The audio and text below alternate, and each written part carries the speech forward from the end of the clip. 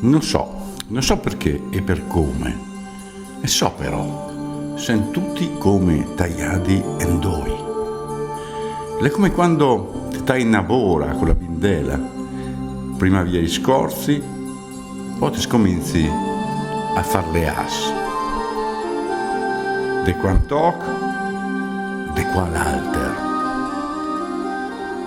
Solo che dopo il marangome l'età insieme a quella cola, noi invece le avevamo incolare da quando, ma sempre. De qua il mal, de qua il ben. Tutti che le cacca, no che non sta ben, basta, mo che la lì non sta a far cias. Basta pregare, se no ne a dormire senza cena tutti e due. Che robe che si può fare, robe che non si può fare. Il ben, il mal. È in mezzo una pariana che gli somiglia a un confessionale, de quale robe che ti fa star bene, in pace, de là non si sa. I soldi? Certo i soldi, meglio avergen che non avergen. Anche se si poteva vivere in pace con po'. La coscienza? I rimorsi, i magoni, i te stroppa il canaluz.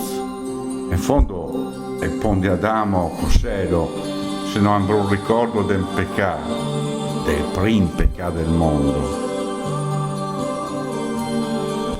Ti sei di allora che ti scorri tra il bene e il mal, bosie, sì, segaure, in mezzo a sti tocchi di lei, e la sega che taglia finché taglia il filo. Ti dici, ho sempre fatto tutto il meglio che potevo, ma sei sicuro? Proprio sicuro? Mai approfittato di una situazione? Mai begato con qualche doni? Mai dato le gombe per arrivare prima? Ti dici, perché go ne sono ben mal bagnato, ostia. Va bene, ma non ha mai pestato sui piedi qualche d'un altro per andare avanti solti? Ti dici ancora, come un disco rozza mai, savò d'amico così? Te dico subito. Metti che la nave la vaga a volta e una scialuppa che resta solo in posto, in banda che in boccetta dei pochi anni, o ti o lui, s'affaresi.